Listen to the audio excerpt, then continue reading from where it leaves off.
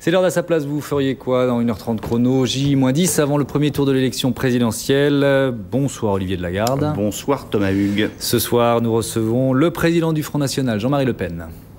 Petite présentation. Jean-Marie Le Pen, je vous le présente, c'est le candidat anti-système qui est quand même là depuis tellement longtemps que le système a bien dû s'habituer. Aujourd'hui, il n'y a qu'une seule personne qui, en France, peut se targuer d'avoir été candidat plus souvent que lui à la présidentielle. C'est qui, Thomas? C'est Arlette Laguiller. Gagné, 6 pour elle, 5 pour lui, 11 campagnes à eux deux. Quel couple, me direz-vous? Non mais je vous dis ça, c'est pour vous rappeler tout de même que nous n'accueillons pas un bleu de la politique, doyen de cette présidentielle. Il fut en son temps le plus jeune député de France. Aujourd'hui, Jean-Marie Le Pen, vous allez nous expliquer un petit peu le jeu que vous jouez avec Nicolas Sarkozy, candidat issu de l'immigration, mais à qui on peut parler. Cela dit en passant, c'est bien la preuve que vous ne rechignez pas à parler avec des immigrés. De toute façon, le climat politique a changé, disiez-vous. Vous avez déclaré qu'au cours de cette présidentielle, vous trouviez les journalistes moins agressifs à votre égard. Et ça, c'est quand même bien la preuve que vous faites désormais partie du système. Non, je crois pas. Mais j'ai remarqué en effet... Pardon. Allez-y. J'ai remarqué en effet que j'ai félicité les médias de l'effort qu'ils ont fait, un effort collectif et sérieux, pour s'adapter à la campagne électorale présidentielle et pour s'ouvrir à la campagne présidentielle. Ça a été vrai pour les télévisions, pour les radios. On se retrouve dans une petite minute. Allez, dans 2 minutes et vous aurez 8 minutes en tout pour nous répondre. Excusez-moi. C'est parti. J'ai mangé votre temps. Non, tout.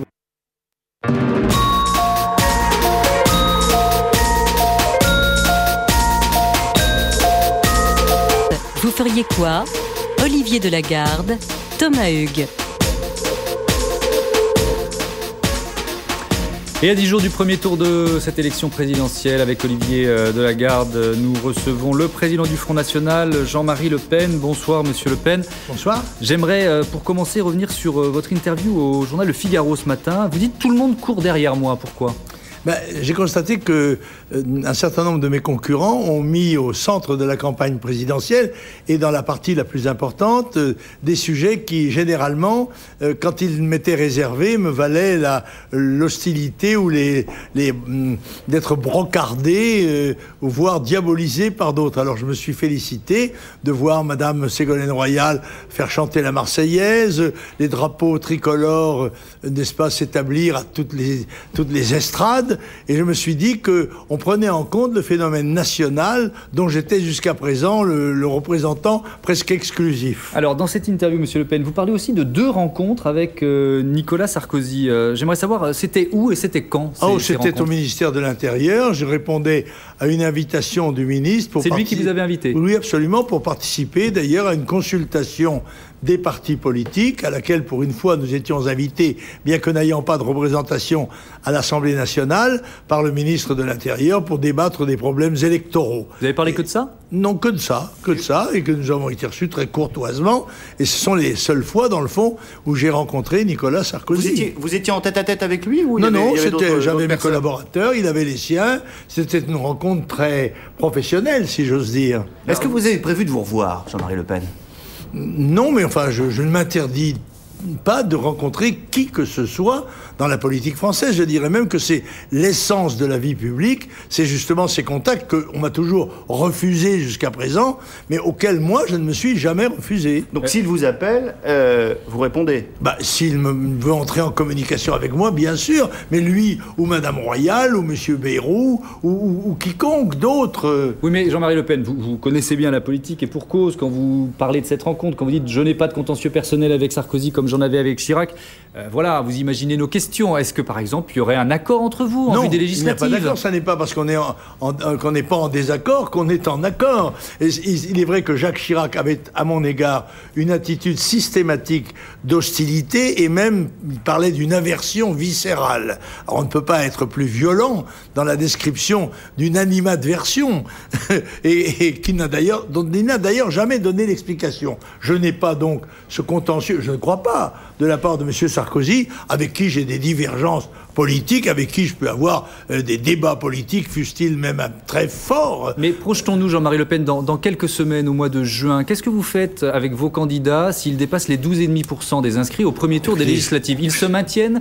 Un accord avec l'UMP? Je ne peux pas vous dire cela. Il est bien évident que le jour des élections révèle un nouvel équilibre politique dont tout le monde doit tenir compte, y compris moi-même. Et c'est à partir de là que mon bureau politique et moi prendrons les décisions qui s'imposent. Ça veut dire que vous n'excluez pas cette hypothèse, le fait de donner comme consigne à vos candidats aux législatives de ne pas se maintenir au second tour? D'abord, je ne sais pas qui sera le président de la République, et ça a quand même une grande importance. Certes.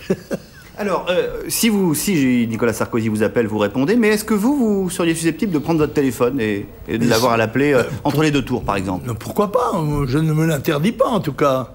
Je voudrais qu'on revienne également sur cette petite phrase. Vous le disiez, vous n'êtes pas un bleu de la politique, Jean-Marie Le Pen, sur les origines étrangères de Nicolas Sarkozy. Finalement, vous lui faites un cadeau superbe. Ah bon, vous trouvez? Grâce à vous, le voilà en position de victime, soutenu par toute la gauche. La gauche soutient Sarkozy comme la corde soutient le pendu. Mais je ne crois pas du tout que ce soit un cadeau. Je fais part d'une réflexion. On me dit, qu'est-ce qui vous sépare de Nicolas Sarkozy sur le plan de la présidentielle? Je dis, il me semble que nos candidatures ne sont pas de même nature. La sienne est une candidature dont il ne cache pas qu'elle est le fruit d'une ambition qu'il mène depuis son enfance, sa jeunesse. Mais il me paraît, moi, que la fonction de président de la République, de chef de l'État, comprend une essence, une substance différente de celle d'un Premier ministre ou d'un ministre. Et que le chef de l'État s'inscrit dans la lignée des gens qui ont dirigé la France depuis 1000 ans, et que cela,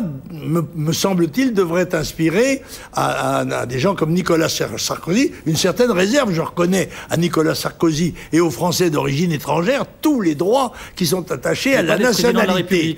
J'ai dit que c'était un problème de bon goût. Je n'ai pas dit que c'est la loi qui le leur empêche. Mais je constate qu'aux États-Unis, où c'est un pays démocratique et un pays d'immigration, eh bien, ni M. Schwarzenegger, ni M. Kissinger n'ont pu se présenter à la présidence. Mais ça veut dire que quand on s'appelle Sarkozy de Najib Oksa, ou Ferrari, ou Lopez, on a moins bon goût? Non, pas du tout. Mais Ferrari et Lopez n'ont pas été candidats à la présidence de la République. Skibardi, il est d'origine étrangère. Mais je considère, moi, mais c'est mon point de vue.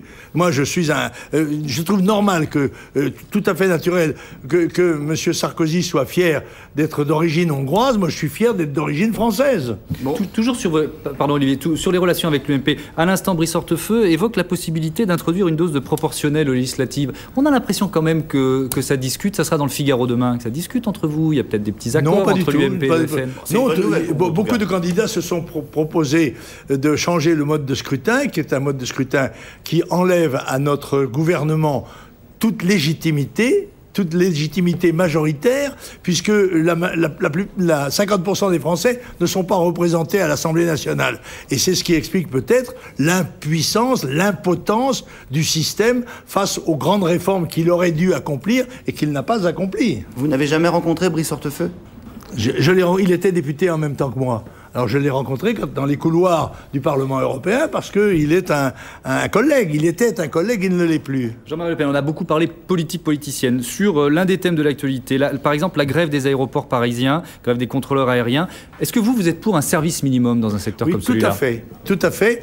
Dans les services publics, ça me paraît même être une obligation fondamentale. Comment vous le mettez en place? Par la négociation ou par la loi? Comment vous le mettez en place? Négociation, par la loi? Écoutez, négociation si c'est possible, par la négociation. Malheureusement, notre tissu syndical est si faible et si peu représentatif qu'il est bien probable que c'est par la loi qu'il faudra procéder.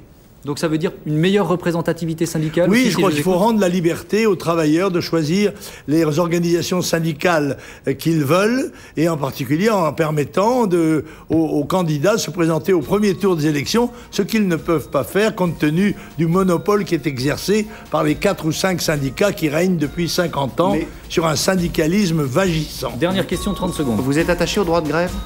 Je reconnais le droit de grève tout à fait, mais je crois, la loi avait d'ailleurs prévu qu'il soit encadré et qu'il ne puisse pas être un instrument de chantage ni de prise d'otage de centaines de milliers, voire de millions de voyageurs, par exemple dans certains cas, ou de parents d'élèves ou d'élèves dans certains autres.